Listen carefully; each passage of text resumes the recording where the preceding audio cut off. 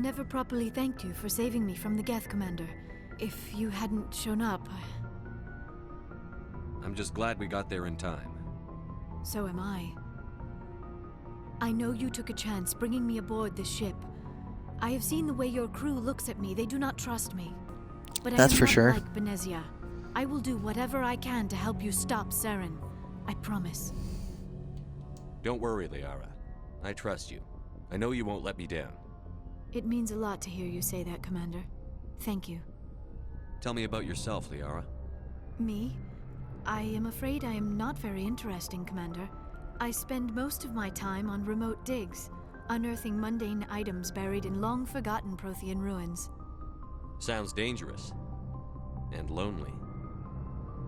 Sometimes I would run afoul of indigenous life forms or stumble across a small band of mercenaries or privateers, but I was always careful. Until the Geth followed me to Artemis Tau, I never found myself in any situation my biotics could not handle. As for the solitude, well, that is one aspect that most appealed to me. Sometimes I just need to get away from other people. You must enjoy something about it. I love my work. Seeking out history's lost secrets has a special appeal for me. You were actually touched by working Prothean technology. That is why I find you so fascinating, Commander. Sounds like you want to dissect me in a lab somewhere. What? No, I did not mean to insinuate. I never meant to offend you, Shepard. I only meant that you would be an interesting specimen for an in-depth study. No, that's even worse. Calm down, Liara. I was only joking. Joking? Oh, by the goddess, how could I be so dense? You must think I am a complete and utter fool. How could I be so Now you dense? know why I prefer to spend my time in the field with data disks and computers. I always seem to say something embarrassing around other people. Please, just pretend this conversation never happened. I should go. Goodbye, Shepard. Alright. Well then.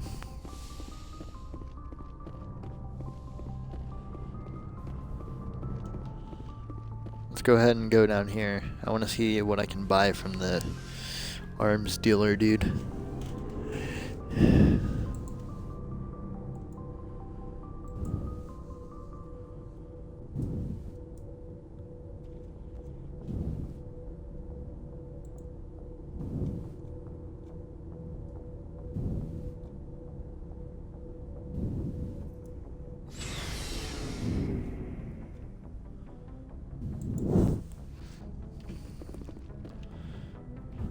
Alliance Looking for supplies? Requisition Officer. Let's Yes. see what you've You bet, Commander. Okay. I have 12,000. Whoa.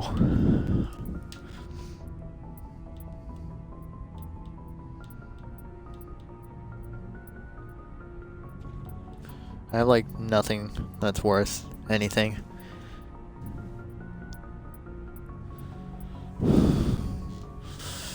That's worth 937. Good thing there's a buyback option. I like that. No.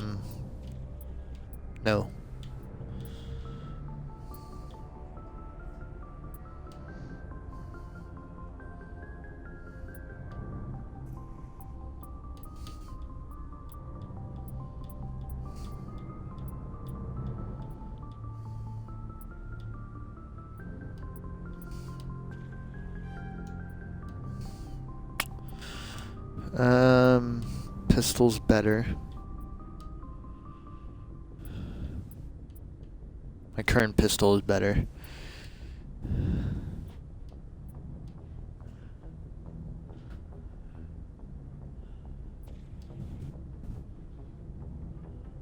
$18, $156, $26. Do I buy the sniper or do I buy armor?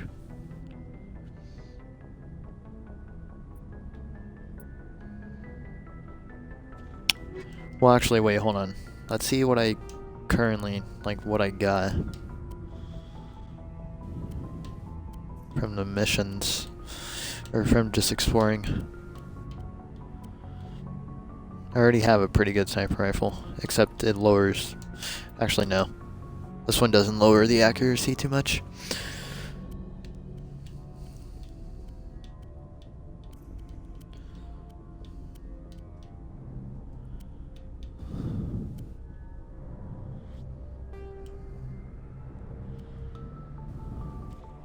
Fires larger rounds for more damage, however the rate of fire is slowed and the weapon will overheat more quickly. No thank you. It absorbs and dissipates the heat typically generated when firing a weapon.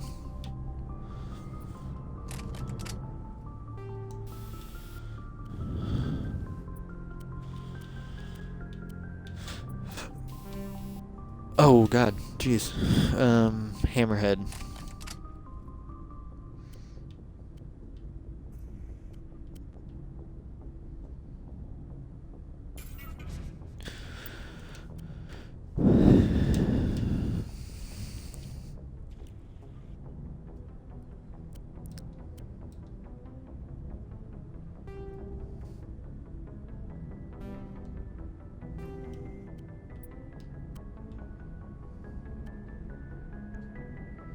Some enemies use jamming technology to block your weapon radar. The combat scanner upgrade improves detection levels, making these enemies visible.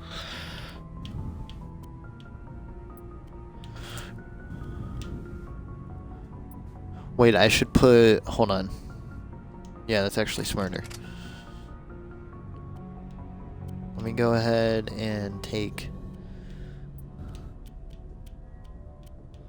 I'll put, like, heat absorption on this, and then go to the sniper. Recoil damper 2. There we go.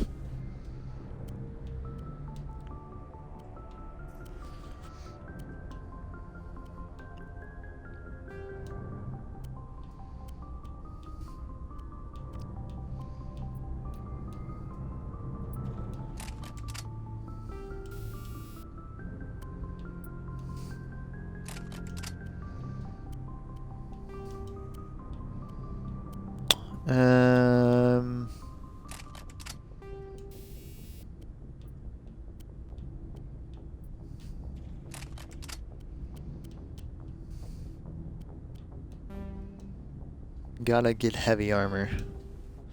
That's what I need.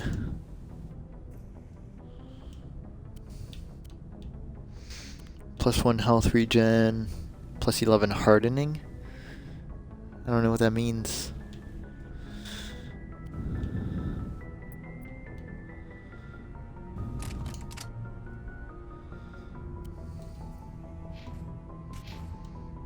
Looking for supplies? Let's see what you've got. You bet, Commander.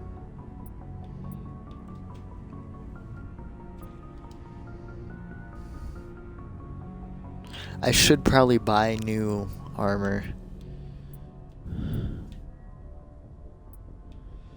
But then I'm only 600 away from this. Or 6,000, I mean.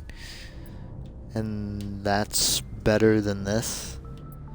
So I'll just wait until medium armor, actually. I'm good on the sniper. I'm good on everything. Yep. We're good. Alright. Commander, nice work out there. I knew working with the Spectre would be better than life at CSEC. Have you worked with a Spectre before? Well, no, but I know what they're like. Spectres make their own rules. You're free to handle things your way. At CSEC, you're buried by rules. The damn bureaucrats are always on your back. Being a Spectre does have its advantages. Exactly my point. If I'm trying to take down a suspect, it shouldn't matter how I do it, as long as I do it. But CSEC wants it done their way. Protocol and procedure come first. That's why I left. So you just quit because you didn't like the way they do things? There's more to it than that. It didn't start out bad, but as I rose in ranks, I got saddled with more and more red tape. CSEC's handling of Saren was typical. I just couldn't take it anymore. I hate leaving. It's not the end of the world. You'll have tougher decisions soon enough. Yeah, I suppose you're right. Either way, I plan to make the most of this. And without CSEC headquarters looking over my shoulder, well, maybe I can get the job done my way for a change. As long as you do your job well, you're free to go about your business as you see fit. Thank you, Commander. Okay.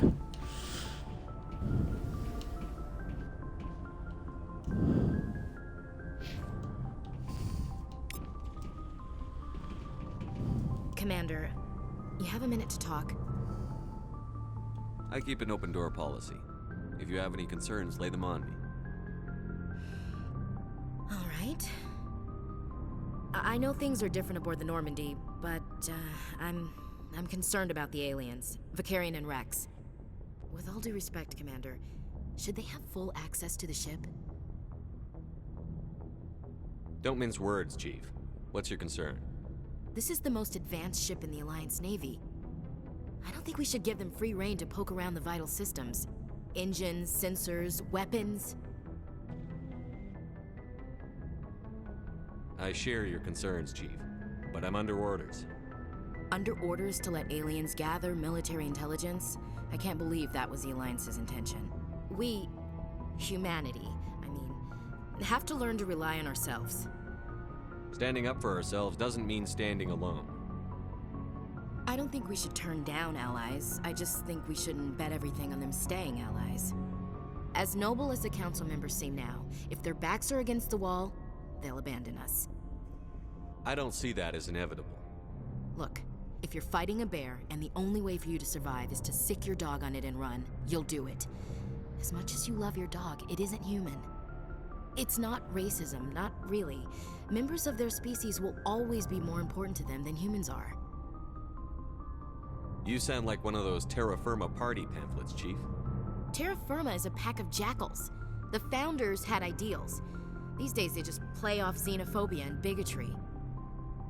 I hope my reasons are more rational. My father, grandfather, great-grandmother, they all picked up a rifle and swore the oath of service. I guess we just tend to think of Earth's interests as our own. All right. I can see where your concerns are coming from, Williams. But this is a multilateral mission. You're going to have to work with aliens, like it or not. It won't be a problem, Commander. You say jump, I say how high. You tell me to kiss a Turian, I'll ask which cheek. Would you kiss anyone I ordered you to? That depends, sir. If you ordered me to kiss a superior officer, that would be a violation of the regs concerning fraternization. That would make it an illegal order. I'd be required to decline and relieve you of command. Sir. Wow. What's your opinion on the last mission? Not sure I buy Dr. Tassoni's story about her and her mom not talking. They're family, right? I think she's being straight with us. Or at least, I don't think she lies very often. Yeah, she's probably really bad at it. Hey, want me to ask her about her sex life? Might be illuminating.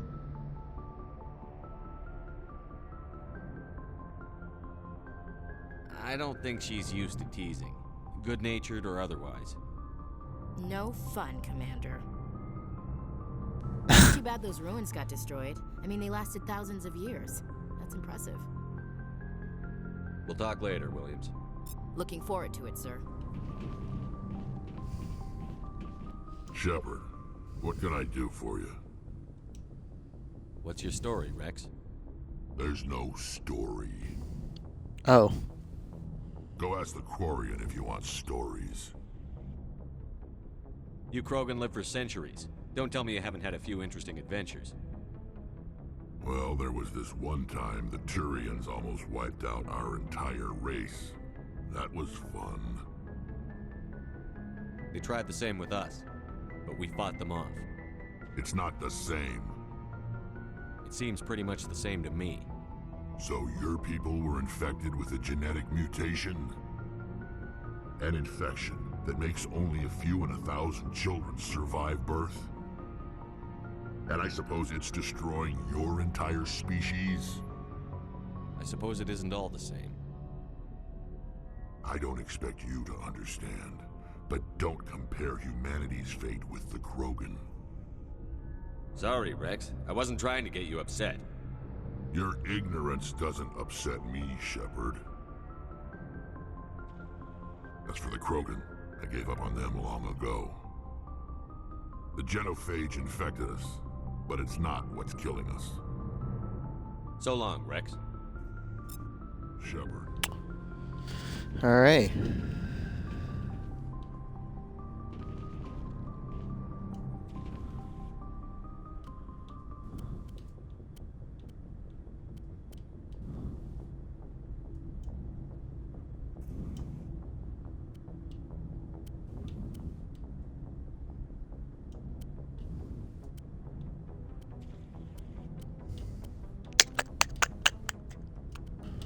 Okay.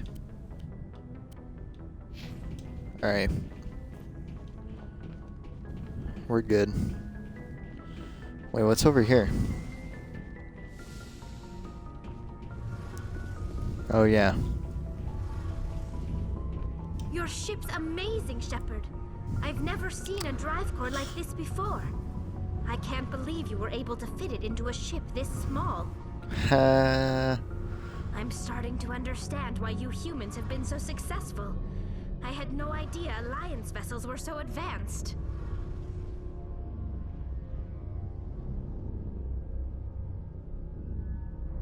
The Normandy's a prototype. Cutting-edge technology. A month ago, I was patching a makeshift fuel line into a converted tug ship in the flotilla. Now, I'm sitting on board one of the most advanced vessels in Citadel space. I have to thank you again for bringing me along. Traveling on a vessel like this is a dream come true for me. I had no idea you found ship technology so interesting. It comes with being a Quarian. The migrant fleet is the key to the survival of my people. Ships are our most valuable resource. But we don't have anything like this. We make do with cast-offs and second-hand equipment. We just try to keep them running for as long as we can. Some of the fleet's larger vessels date all the way back to our original flight from the Geth. I want to talk about something else. No problem. What do you want to talk about? I want to know more about the pilgrimage. When my people reach maturity, we leave our birth ships and seek acceptance with a new crew. It's necessary to maintain genetic diversity among the fleet. But no ship wants to accept someone who will be a burden on them. So, to prove our worth, we embark on a pilgrimage. We set out alone, leaving the flotilla. Okay, I presented as made a gift mistake. to the captain of the respective ship we wish to join. Boring. Like what? See you later. That was just really Hey, Commander, boring. you know that Quarian, Tally? She's been spending all her time down here asking me about our engines. I'll tell her to leave you alone. What? No, she's amazing. I wish my guys were half as smart as she is. Give her a month on board and she'll know more about our engines than I do. She's got a real knack for technology, that one. I can see why you wanted her to come along. I figured she'd be a real asset to the team. You got an eye for Tally, Commander, but I'm guessing that's not why you came down here. I want to know more about the Normandy. She's the best ship I've ever served on, probably the fastest vessel ever designed, and she's the only one using the new Tantalus drive core. What's so special about the Tantalus drive core? Proportionally, it's about twice the size of any other vessel. Not only are we faster, but we can run at FTL speeds longer before we have to discharge the core. Carry on, Adams. Aye, aye, Commander. Alright.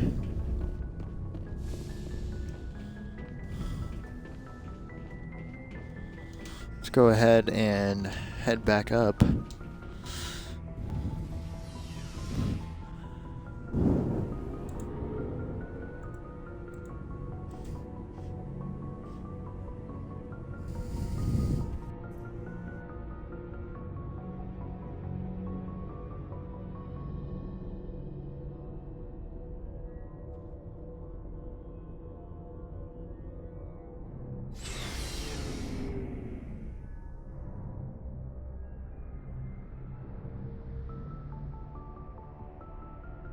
Okay.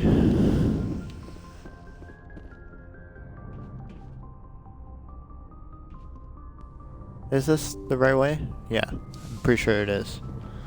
Yep. Alright, where do we want to go next? We just came from Aeolus.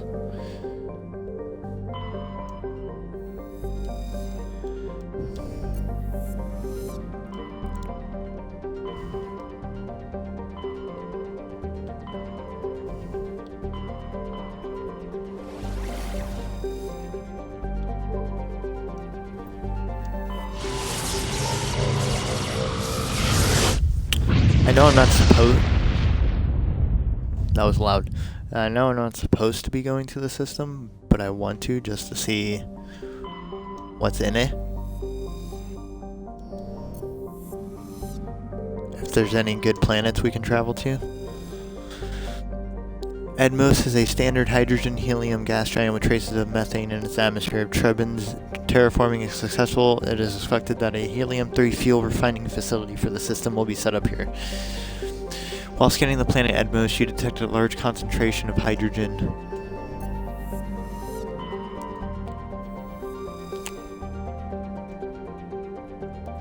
Matriarch's writings recovered. You recovered a strange object orbiting Ploba. Chief Engineer Adams and Tali tried unsuccessfully to determine its origin. They did find one of Matriarch Dillanaga's writings stored within.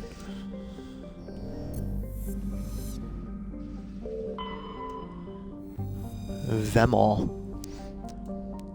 Rare element surveyed. Scans from orbit have detected a large deposit of uranium. Interesting. Trebin. Trebin is a modest terrestrial world with an atmosphere composed of nitrogen and argon. Its surface is mainly composed of nickel with deposits of silver. Trebin's environment is relatively mild, but the scarcity of water or similar enabling substances has prevented the development of any biosphere. Exogeny Corp recently performed a test impact of a single water-ice comet into the surface, the first step of a long-term plan to thicken the atmosphere and introduce water to the environment. A survey team is on the surface, monitoring the geological and meteorological effects of the test impact. Most of the water released is still in the form of atmospheric vapor, but thick cloud banks have formed. There is every indication that this arid world will soon see its first rain. The survey team's progress has been hampered by frequent mechanical or computer failures in their GPS satellites. Let's go. That sounds like a fun planet.